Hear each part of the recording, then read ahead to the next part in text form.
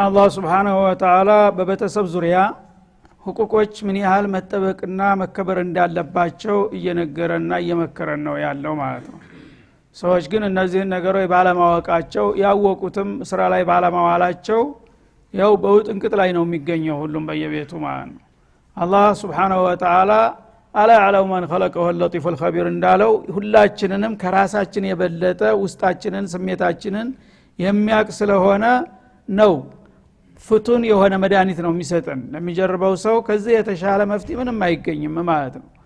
እና አሁንም ይሄን ነገር አላህ Subhanahu Wa Ta'ala በአንድ በኩል በማግባባት በሌላ በኩል ደግሞ በማስፈራራት ነው ለማስፈጸም ግፊት እያደረገ ያለው።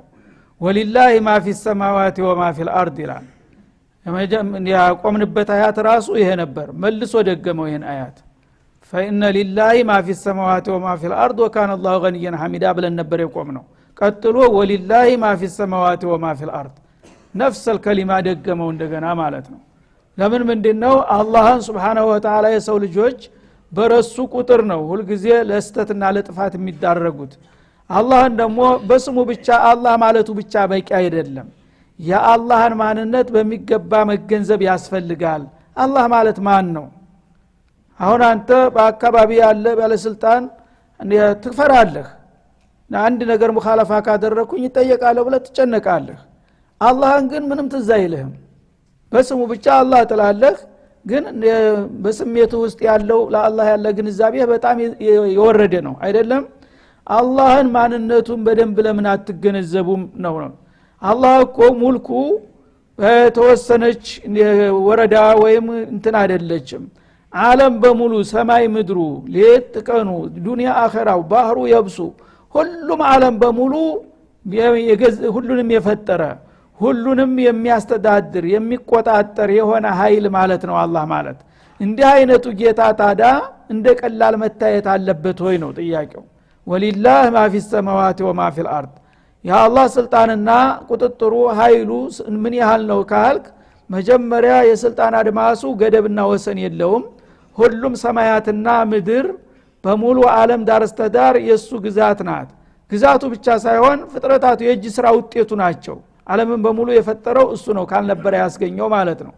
ከዛም ደግሞ በውስጥም በጨለማም በብርሃንም ያሉትን እንቅስቃሴዎች አንድ ባንድ የሚያቀው ደግሞ እርሱ ነው ማለት ነው። የሰው ባለስልጣን ግን ግዛቱም የተወሰነች ክልል ናት። ያችንም ደግሞ አያቅም፣ በውስጥ ያለውን ሹኡን አያቅም። የተለያዩ መረጃ የሚሰበስቡ ሰላዎች ምናምን ቢኖሩትም እዚህ ግባ የሚባል አይደለም። እያንዳንድህን ቤት እያንዳንድህን ስሜት ሊያውቅ አይችልም። የፈለገው ባለስልጣን ቢሆን መሸጎር ትችላለህ ማለት ነው። አላህ ግን Subhanahu Wa Ta'ala በልብ ውስጥ ያለች ትርታ ሳይቀር ነው የሚቆጣጠርህ። ይሄን አይነት ጌታ እንዴት እንደቀላል ቸል ብለህ ልታልፈው ታስባለህ ነው። ወከፋ ቢላሂ ወኪላ እና በአላህ ተቆጣጣሪነት አላህ በቂ ነው። እንግዲህ ማንም ተቆጣጣሪ የሚፈራ ከሆነ ከአላህ በላይ መቆጣጠር የሚያስፈልግ ነገር የለም ማለት ነው። አላህ Subhanahu Wa Ta'ala ቁጥጥር መጠንና ወሰን ያለው አይደለም። እሱ ከተቆጣጠረ ሌሎቹ ተቆጣጠሩ አልተቆጣጠሩ ሂሳብ ውስጥ የሚገባ አይደለም። የመጨረሻ ሁሉን ነገር ተደቂቅ እስተሊቅ ሊያቅ የሚችለው አላህ ነውና በዚህ ደረጃ የሚስጥር የሚያቀውና የሚከታተልህን ጌታ ፈርተህ በሱ ፍቃድ መመራት መቻል አለብህ። ግን አላህ እያልክ በቃለ ብቻ እሱን ብለህ አስፈላጊውን አክብሮት ሳትሰጠው ማቀደሩላህ ከቀድርህ እንዳለው ነው ግምት ሳትሰጠው ሐራሙንም እንደፈለክ የምትዘፈቅ ከሆነ ዋጅባቱንም እንደፈለክ የምታጓድለው የምትረግጠው ከሆነ ምኑ ላይ ነው አንተ ሙእሚን የሆንከው ለማለት ነው አላህ Subhanahu Wa Ta'ala። እየሸይዝሂብኩም አዩሃ الناس ይላል እና ከዛ በኋላ ወደ ኃይል ቃል መጣ ማለት ነው። እስታውን ያግባባ ነበር እና ዋሲያን አሊማ ገፉር ረሂማ ያለ ቢማ ተعملون خبيرا ያለ ነበር የመጣው ማለት ነው። እና ሁሉን ነገር አቃለሁ ሁሉን ነገር እታዘባለሁ እከታተላችኋለሁ። ስለዚህ መልካም ከሰራችሁ መልካም ወረታ ከፍላችኋለሁ፣ ካልሆነ ደግሞ በተቃራኒው እንዳይሆን ተጠንቀቁ ያለ ነበር። ይሄ አብዛኛው በአኺራ የሚጠበቅ ነበር ይሄ ውጤት ማለት ነው። ሰዎች እንግዲህ ታጠፉና ታከፉ ጀሃነም ይመጣባቸዋል፣ ደጎች ከሆኑ ጀነት ያገኛሉ በሚል ብቻ አትውሰደው። አንተ ከኔ ጋራ ከተጋጨህ እዚህ ዱንያ ላይ ራሱ ከፈለኩኝ እርምጃ ልወስድ ይችላልው በሚል በሚገባን ቋንቋ ሊነግረን ነው አሁን ደግሞ ማለት ነው። እየሸይዚቡኩም አዩሃ الناس ይላል። እናንተ የሰው ልጆች ሆይ ብትመከሩ ብትዘከሩ የማይገባችሁ ከሆነ እኮ አላህ ከፈለገ ከዚህ ምድር ላይ ጠራርጎ ሊያጠፋችሁ ይችላል ይላል። ይሄን ማድረግ የሚችል ጌታ ነው። እየቻለ ግን አርሐሙ ራሒሚን ከመሆኑ የተነሳ ይታገሳችኋል እንጂ ዝም ስላችሁ እኮ የፈራኋችሁ ወይም የተውኳችሁ አይምሰላችሁ። አላህ እኮ ቢፈልግ በዚህ በጥፋትና በክፋታችሁ ሳቢያ አንድ የማያዳግም እርምጃ ሊወስድና ተምድርገጥ ሊጠርጋችሁ ይችላል ይላል። ወየቲ ቢአኸሪን እናንተን ጠራርጎ ታጠፋና መሬትን ታጸዳ በኋላ ሌላ ፍጡሮች መተኪያ ማምጣትም ይችላል ይላል ማለት ነው። ይሄንን የሚያረግ ፍጡር ሌላ ኃይል የለም ከአላህ ውጪ ማለት ነው። በአለም ላይ ያሉ ነገሮች በሙሉ ጠራርጎ አጥፍቶ እንደገና መተካት የሚችለው እሱ ብቻ ነው። ወየቲ ቢአኸሪን ሌሎች ደግሞ ከናንተ የተሻሉ መተኪያዎች ማምጣት እየቻለ ነው እናንተን የሚያባብላችሁ ማለት ነው። ወካነ አላህ አላ ذلك ቀዲራ ይሄን ማድረግ የሚያቅተው መስሏችሁ ከሆነ አትጃጃሉ። አላህ ይሄን ለማድረግ በጣም የሚችል ጌታ ነው ይላል አላህ Subhanahu Wa Ta'ala።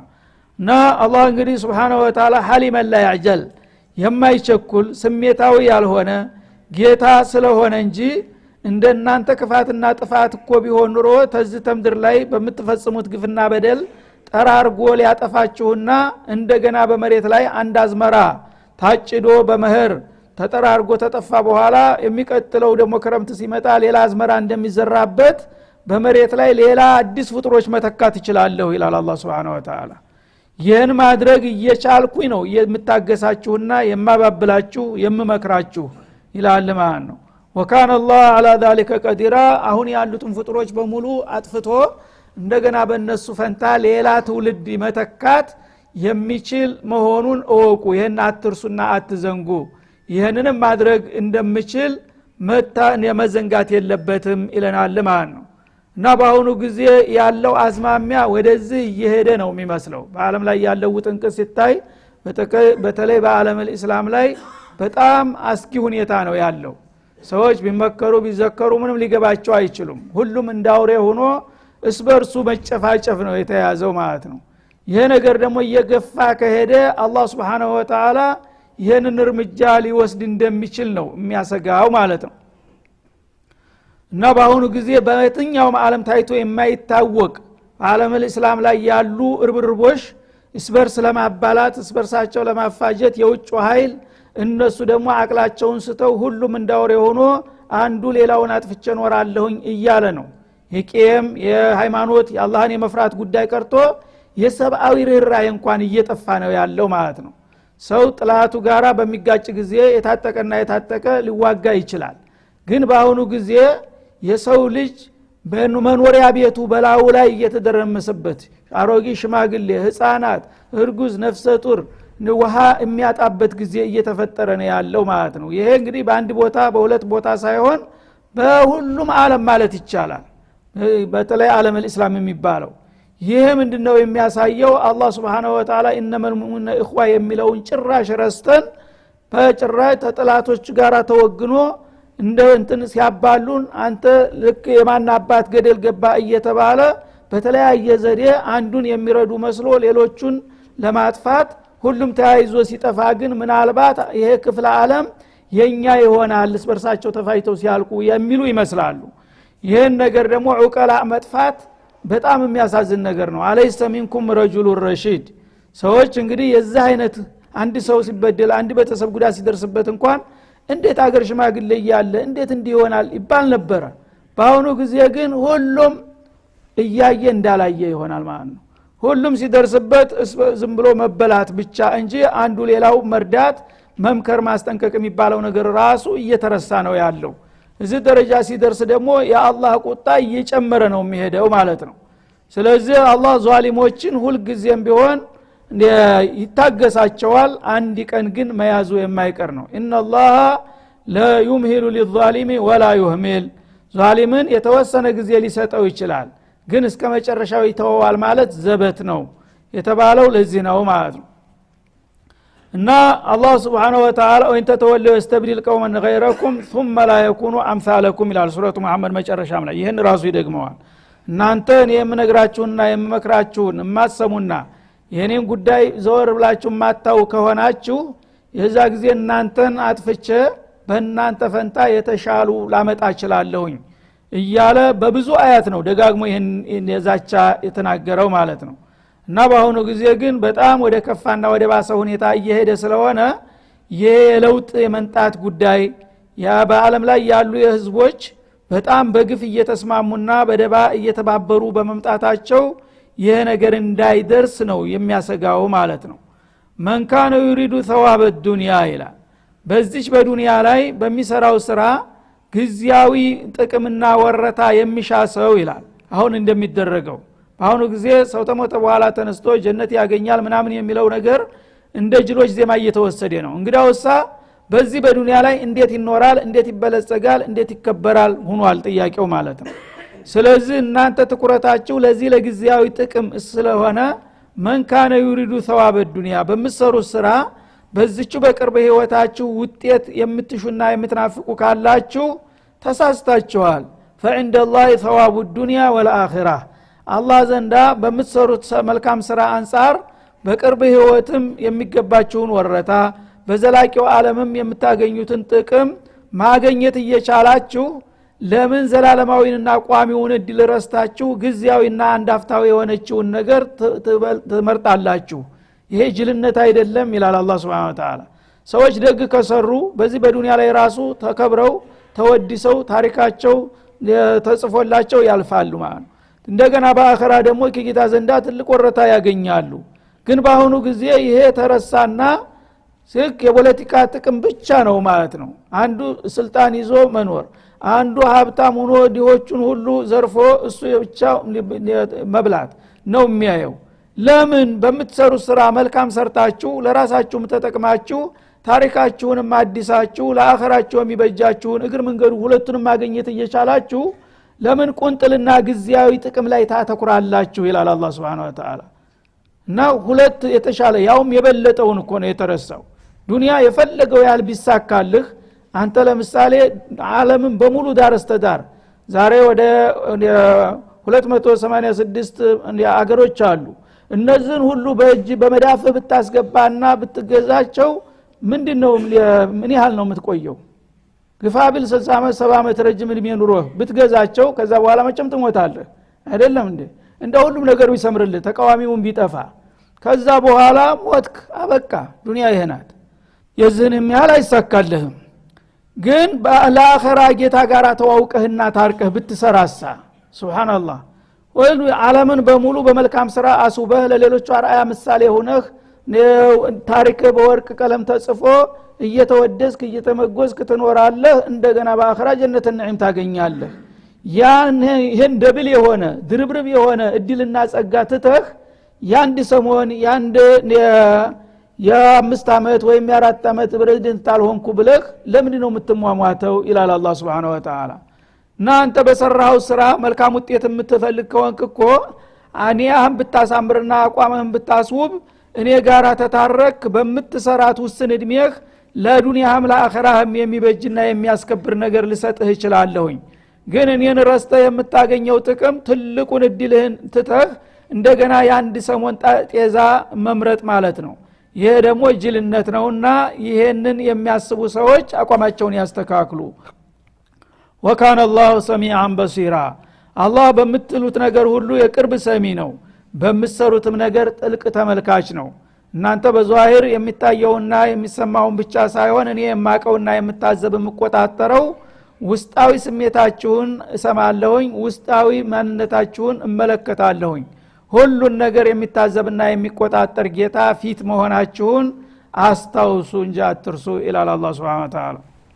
ያ አዩሃ الذين آمنوا አሁንም በተለይም እናንተ አማይነን የምትሉት ወገኖች ይላል። ካዲው ማንድ ፊቱ ያውለይቶለታል። ክህደትን ከመረጠ ግደለም ቀጠሮውን ይጠብቅ። ግን የሚያሳዝነው አማይነን ብለውት ያበቃ በስማቸው በተግባራቸው ከሌሎች የማይሻሉ የሆኑ ደግሞ አማኝ ተብየዎች አሉ። እስቲ ስለነሱ እንነጋገር ይላል። እናንተ አማይነን ባዎች ሁሉ ኩኑ ቀዋሚነ ቢልቅስጥ አማኞች ከሆናችሁ በፍትህ የምትቆሙ መሆን አለባችሁ። አማይነይ ብሎ ሲያበቃ ዛሊም ይሄ ተቃራኒ ነው ማለት ነው።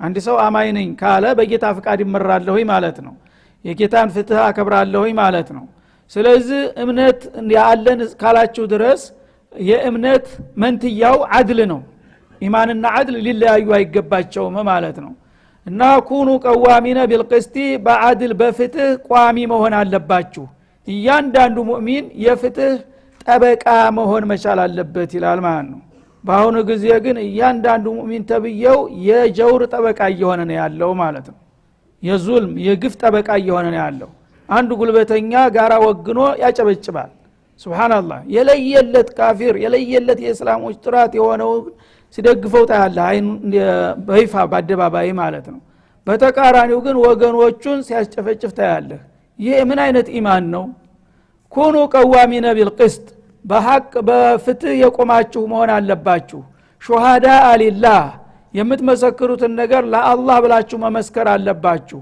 ወለው አላ አንፉሲኩም በሌላው ወገን ይቅርና በራሳችሁ ላይ እንኳን ምስክርነት ብትጠየቁ ሙእሚን እስከሆናችሁ ድረስ በራሳችሁ ላይ መመስከር መቻል አለባችሁ ይላል አላህ Subhanahu Wa Ta'ala ኢማን እንግዲህ እዚህ ላይ ነው የምትፈተነው ማለት ነው ለምሳሌ አንድ ሰው ጋራ ተጋጨህና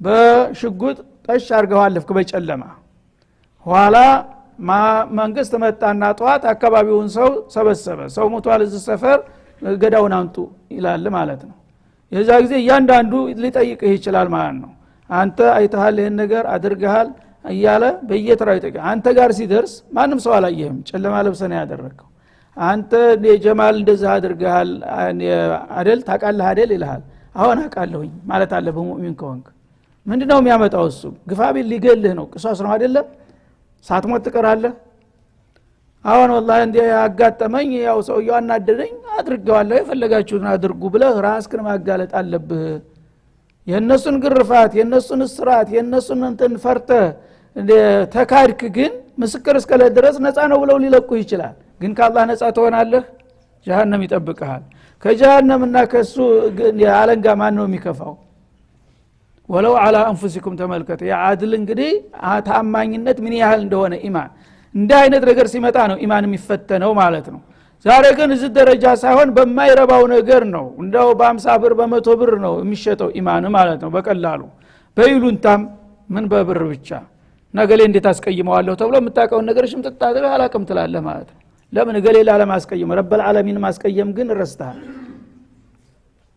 እና ወለው على انفسكم በራሳችሁ ላይ እንኳን ቢሆን የሰው ገንዘብ ወስደሃል አሁን እንዴ ወስጃለሁኝ መኪና ገጭተ ቁጥር ሳይያዝ አምልጠህ ልትሄድ ትችላለህ ነገ ሄደህ ግን ሪፖርት ማድረግ አለብህ እንደ አይነት ቁጥር መኪና የገጨሁት እኔ ነኝ ሳይኖር አንዳንድ ጊዜ የቆመ መኪና ሹፌሩ ሳይኖር ገጭተው ትሄዳለህ እንኳን ያላየኝ አልহামዱሊላህ ብለህ ትሄዳለህ አይተዋል ረብል ዓለሚን ነገ ትጠይቃለህ 1000 ብር ላለመክፈል ብለህ አድራሻህን ስምህን ጽፈህ እኔ በዚህ ቁጥር ደውለህ የሚፈልግብኝ ነገር ከፍልሃለሁ እኔ ወንድም ተሳስቻለሁ ማለት መቻል አለብህ እንጂ አላየኝም የሚባል ነገር የለም አላህ ያያል ይታዘበሃልና ማለት ነው ወለው على انفسكم በራሳችሁ ላይ እንኳን ቢሆን አዊል ዋሊደይን በወላጆችህም ላይ ቢሆን መመስከር መቻል አለብህ ሙእሚን እስከሆንክ ድረስ ወላጆች ከጀሃነም ያድኑሃል ወላጅ ለምሳሌ ሰው ሲገድል ብታየው የኔ አባት ነው የገደለው ብለህ መመስከር መቻል አለብህ እናትህ አንድ ነገር አጥፍታ ከሆነ የኔ እናት ናት ብለህ ማድረግ አለብህ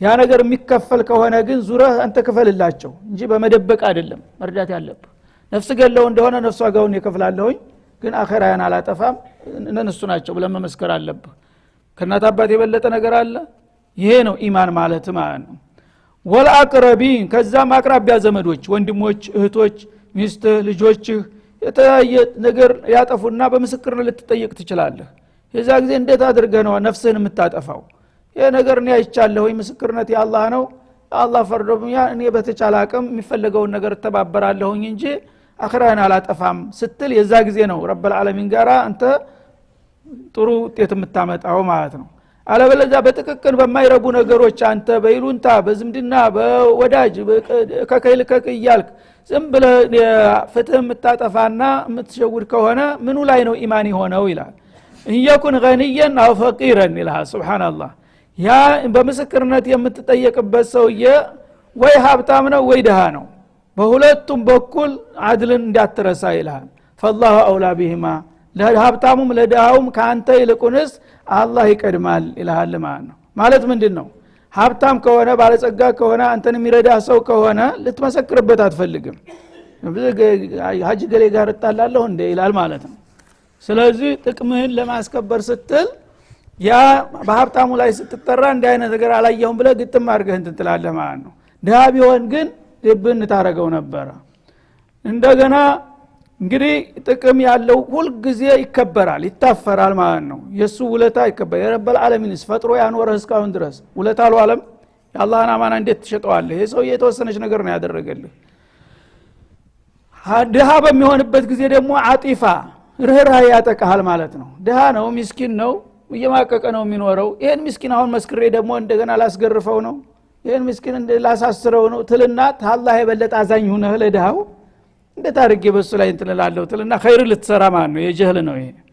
ኸይር ልትሰራ ይሄን ምስኪን ላለማስጎዳት ብለህ የሐሰት ምስክርነት ትሰጣለህ ማለት ነው። ለምን? ሀብታሙንም ሀብታም አድርጌ የፈጠርኩት ድሃውንም ድሃ አድርጌ የፈጠርኩኝ አይደለሁም እንዴ? ከኔ የበለጠ አንተ አዛኝ ከኔ የበለጠ ተቆርቋሪ ሆንክ ለነሱ ይላል አላህ። ለሀብታሙም ለድሃውም እኔ ነኝ ዋቢያቸው፣ ለሁሉም የሚበጃቸውን ማቅላቸው ደግሞ እኔ ነኝ። አንተው ልትጠቅም ነው። ሀብታሙንም ወዳጅህን ላታስቀይመው ጠቅመጥቀምህ ነው።